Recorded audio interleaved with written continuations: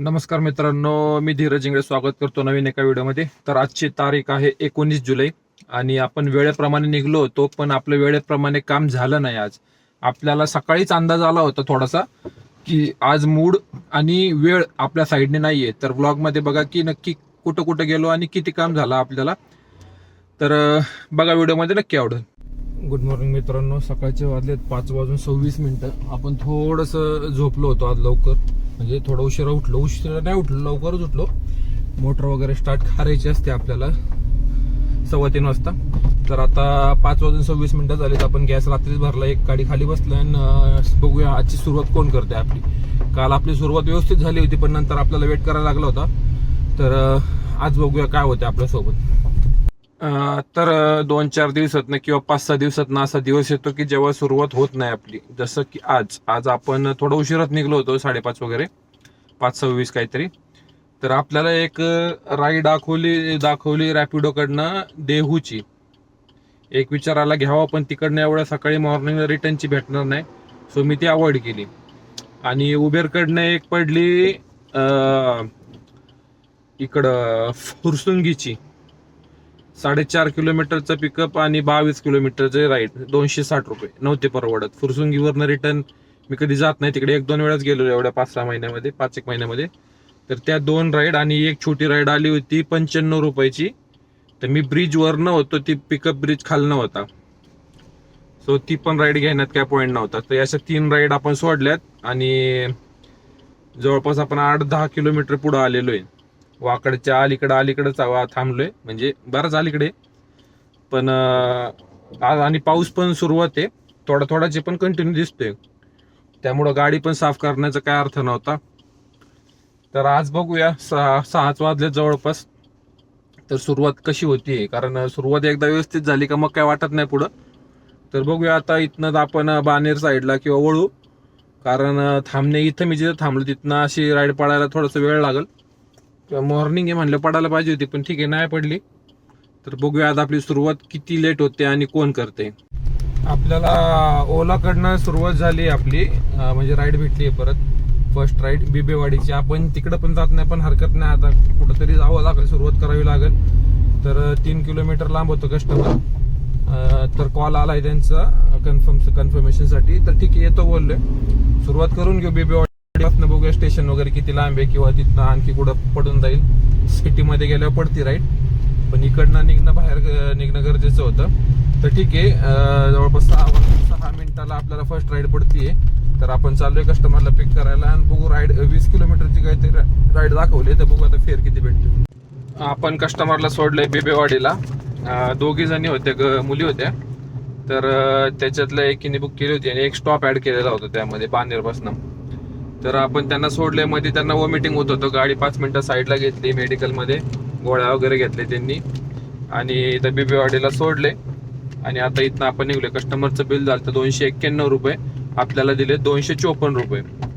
तर ठीक आहे, ही ओलाकडनं होती. आता इथनं आपण स्टेशन साईडला चाललोय, आहे 5-6 किलोमीटर, पण इकडं काय वाजलं नाही, सगळं ऑन केलंय, रॅपिडो उबेर वगैरे. तर आता इथनं आपण हळूहळू स्टेशन साईडला वळूया आणि बघूया आपली म्हणजे नंतर आपलं राईड कोण देते इथनं.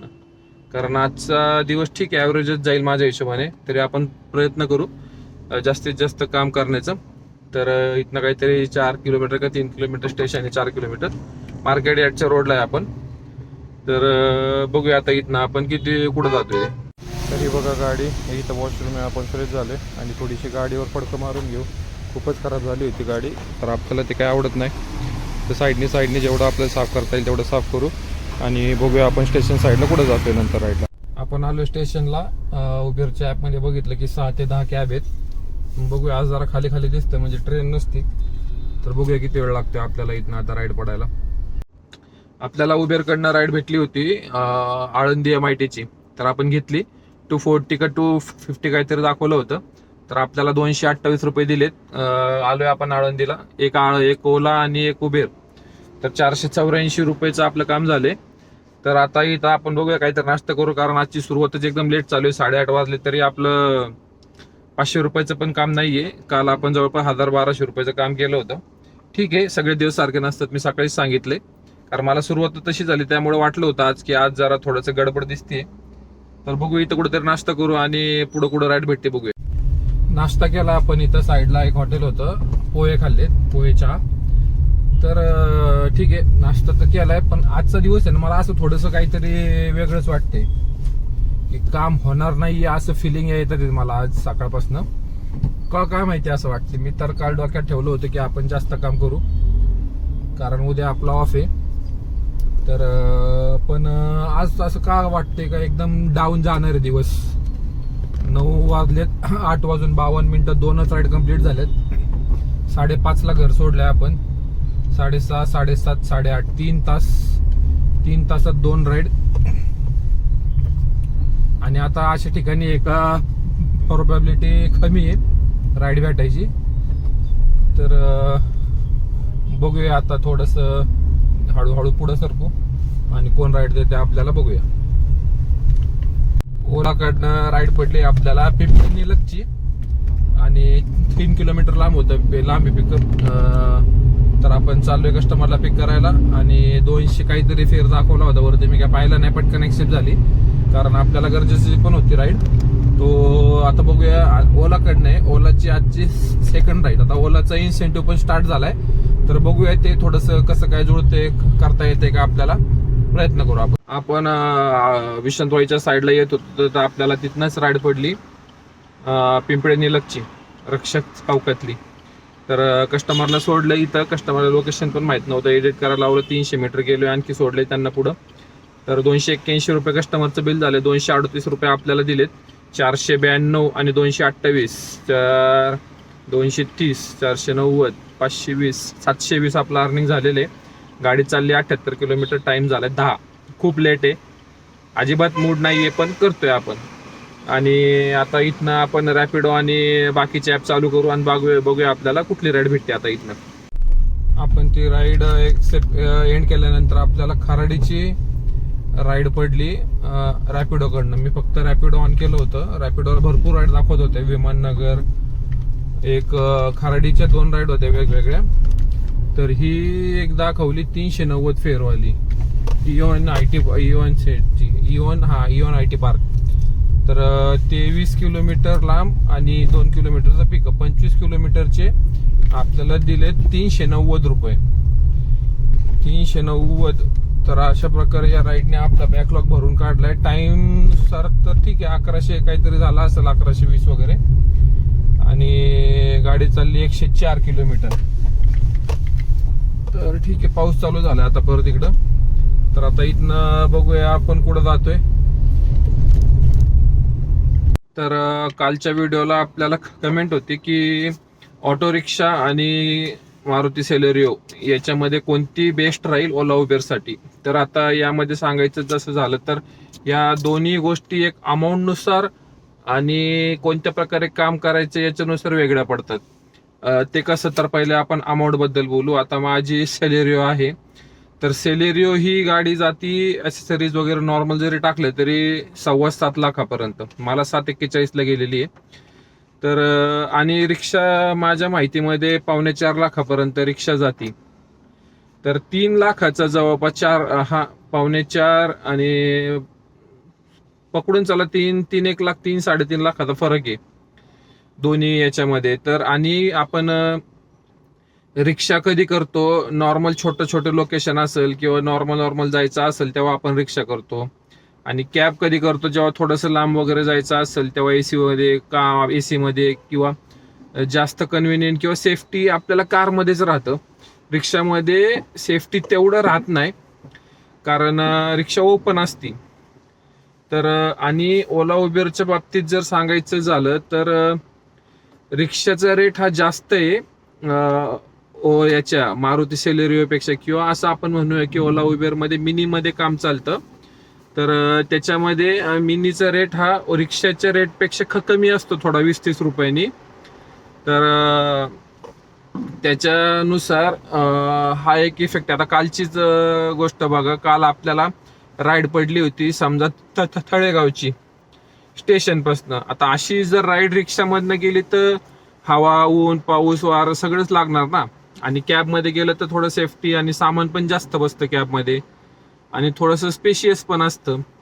तर ह्या दोन्ही गोष्टी वेगळ्या आहे. रिक्षाच्या जागी वेगळ्या, अशा ठिकाणी आहे ना, आता जिथं गर्दी आहे, लोकल जिथं काम करायचे तिथं रिक्षा बेस्ट आहे एकदम. म्हणजे गल्ली बोळामध्ये किंवा छोट्याशा याच्यामध्ये जागेतनं रिक्षा लवकर निघून जाते. तर रिक्षाचं सेगमेंट पूर्ण वेगळा पडतो आणि मिनी कॅबचा पूर्ण सेगमेंट पूर्ण वेगळा पडतो.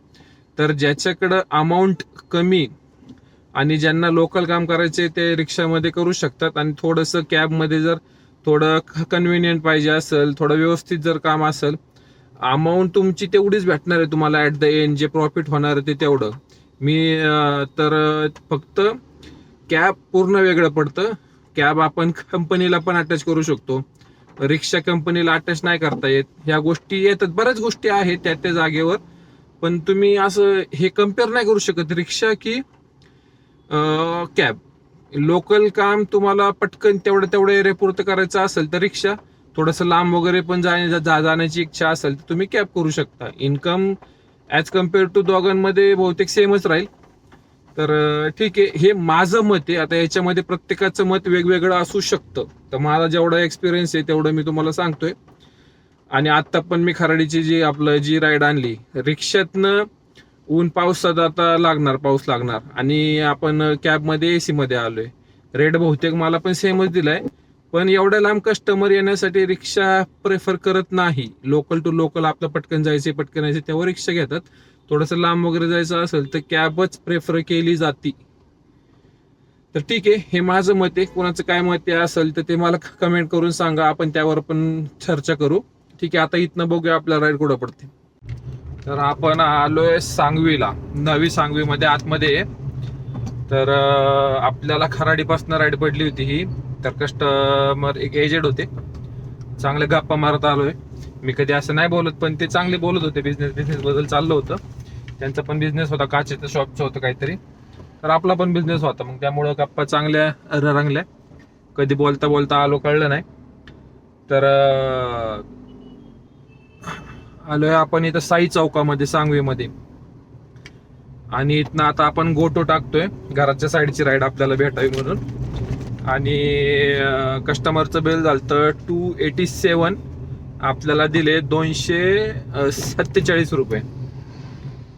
तर ठीक आहे, अशा प्रकारे 1347 आणि 10 1360 रुपयाचं आपलं अर्निंग झाले. आता एखादी राईड भेटली तर ठीक, नाही तर आपण गोटो करतोय घरी. कारण आजचा असाही दिवस आपला नव्हताच, म्हणजे मला सकाळीच ते वाटत होतं. तर त्यामुळे ठीक आहे, हरकत नाही.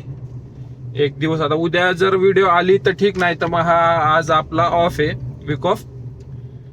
तर ठीक आहे, आता इथनं बघतो आपल्याला रूट कुठे आहे, कारण गुगल करावं लागेल मला इथनं, कारण आतला रस्ता आहे माहिती नाही. तर भेटूया डायरेक्ट उद्या.